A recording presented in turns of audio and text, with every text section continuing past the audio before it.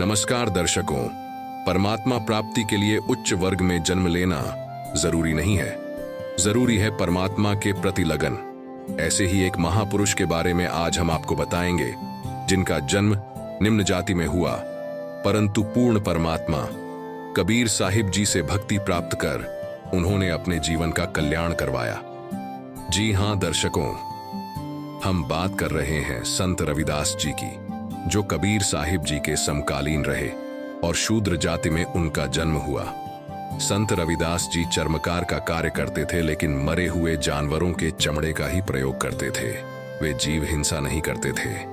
यहाँ पर हम आपको बताना चाहेंगे कि कबीर परमेश्वर की समर्थता को आंखों देखने के बाद स्वामी रामानंद जी कबीर जी से भक्ति के सच्चे मंत्र प्राप्त किए थे। लेकिन परमेश्वर कबीर जी के आदेश अनुसार स्वामी रामानंद जी संसार की दृष्टि में कबीर जी के गुरु बने हुए थे, जिससे आने वाले समय में गुरु शिष्य परंपरा बनी रहे। अब पुनः लौटते हैं संत रविदास की कथा पर। संत रविदास जी भी स्वामी रामानंद जी से नाम उपदेश प्राप्त करके अपने कार्य के साथ साथ भक्ति किया करते थे। लेकिन जब उन्हें कबीर जी की समर्थता का पता चला तो रविदास जी ने कबीर परमेश्वर से उपदेश प्राप्त किया और ज्यादा समय वे कबीर जी के साथ ही रहा करते थे। दर्शकों, कबीर परमेश्वर की बताई भक्ति को करने से रविदास जी में इतनी अधिक भक्ति की शक्ति आ गई कि एक समय एक ब्राह्मण गंगा स्नान के लिए जा रहा था। तभी रास्ते में रविदास जी मिले। रविदास जी से ब्राह्मण ने कहा कि आप गंगा स्नान के लिए नहीं चलेंगे? तब रविदास जी ने कहा, मन चंगा तो कठौती में गंगा में नहीं जा रहा हूं। इस बात से क्षुब्ध होकर ब्राह्मण ने कहा कि आप तो नास्तिक लगते हो। कबीर जी के साथ रहकर आपने धर्म कर्म ही त्याग दिया है।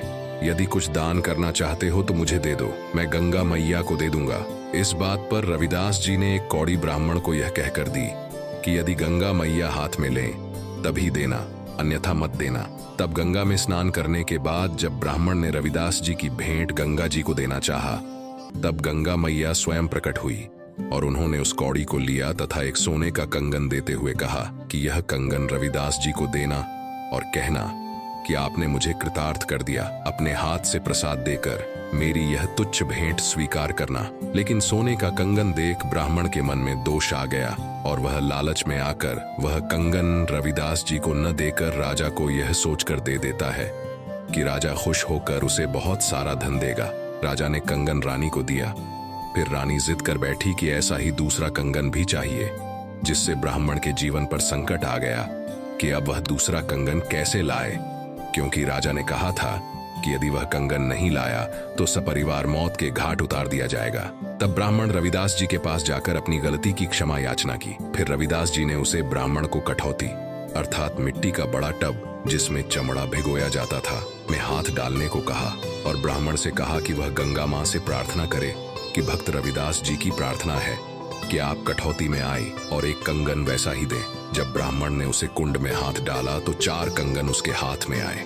तब रविदास जी ने कहा कि ब्राह्मण एक ही कंगन लेना, बाकी गंगा जी को वापस कर दे, अन्यथा फिर विपत्ति आएगी। तब एक कंगन को ले जाकर ब्राह्मण ने राजा को दे दिया और रानी ने पूछा कि यह कंगन कहाँ से लाए हो ब्राह्मण, मुझे बताओ। तो ब्राह्मण ने संत रविदास जी का पता बताया। तब रानी ने रविदास जी को एक सुनार समझकर उनके पास आई। वह रानी एक असाध्य रोग तथा भूत प्रेत की बाधाओं से पीड़ित थी। रविदास जी के दर्शन मात्र से ही उसकी वह समस्या समाप्त हो गई। रानी ने रविदास जी के चरण पकड़ लिए और कहा कि हे गुरु जी, मैं तो आपको सुनार समझकर आई थी, परंतु मैं धन्य हो गई। सभी जगहों से परेशान हो चुकी थी, लेकिन आपके दर्शन मात्र से मैं स्वस्थ हो गई हूँ। तब संत रविदास जी ने रानी को परमात्मा प्रदत्त ज्ञान समझाया कि बिन गुरु भजन दान बिरत हैं, ज्यों लूटा चोर, न मुक्ति न लाभ संसारी, कह समझाऊं तौर कबीर। गुरु बिन माला फेरते, गुरु बिन देते दान, गुरु बिन दोनों निष्फल हैं, चाहे पूछो वेद पुराण। फिर रानी ने कहा कि हे संत जी, मैंने एक ब्राह्मण गुरु बनाया है।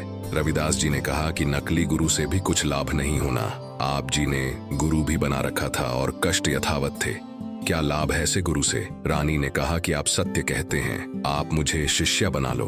तब रविदास जी ने रानी को प्रथम मंत्र दिया, जिसके बाद रानी ने कहा कि गुरुदेव, पूर्णमासी के दिन मैं आपके नाम से भोजन भंडारा करूंगी। आप जरूर आना। तब निश्चित तिथि को रविदास जी राजा के घर पहुंचे।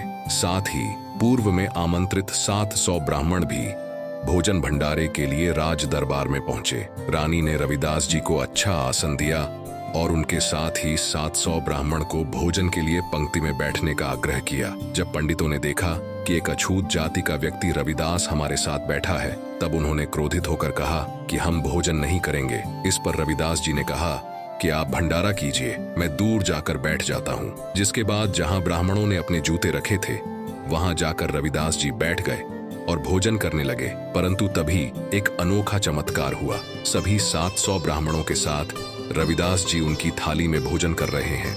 ब्राह्मण एक दूसरे से कह रहे थे कि देखो, अछूत रविदास आपके साथ भोजन कर रहा है।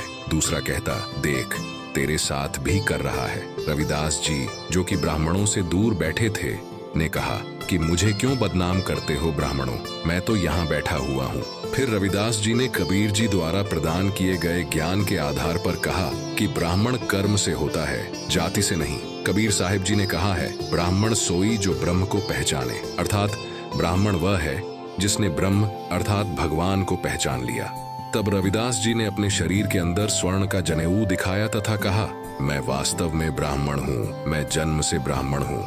कुछ देर सत्संग सुनाया। उसके बाद सभी 700 ब्राह्मणों ने अपने नकली जनेऊ को, जो कच्चे धागे की डोर होती है, जिसे गले में तथा कांख के नीचे से दूसरे कंधे पर बांधा जाता है, तोड़कर फेंक दिया और संत रविदास जी के शिष्य बनकर सत्य साधना पाकर अपना कल्याण करवाया। इस विषय में संत गरीबदास जी ने कहा है, गरीब रैदास रंगीला रंग है, दिए जनेऊ तोड़, जग जो नार चैले धरे, एक रैदास एक गौड़, तुम पंडित किस भांति के, बोलत है रैदास। गरीबदास हरि हेत सै कीन्हा यज्ञ उपास, यज्ञ दई रैदास को षटदर्शन बैठाए। गरीबदास बिंजन बहुत नाना भांति कराए, चमरा पंडित जीम ही एक पत्तल कै माही। गरीबदास दिखाए नहीं, कूदी कूदी पछताही, रैदास भय है 700 मूढ़ पंडित गल खुद्धी। गरीबदास उस यज्ञ में बोहरी रही नहीं लोधी, परे जनेऊ 700 काटी गल की फांस। गरीबदास जहां सोने का दिखलाया रैदास, सूत सवामण टूटिया काशी नगर मंझार। गरीबदास रैदास कहे कनक जनेऊ सार, पंडित शिष्य भय 700 उस काशी के माही। गरीबदास चमार कहे भेष लगे सब पाए। ऐसे और भी परमात्मा प्राप्त भक्तों की वास्तविक कथा को जानने के लिए देखिए संत रामपाल जी महाराज यूट्यूब चैनल।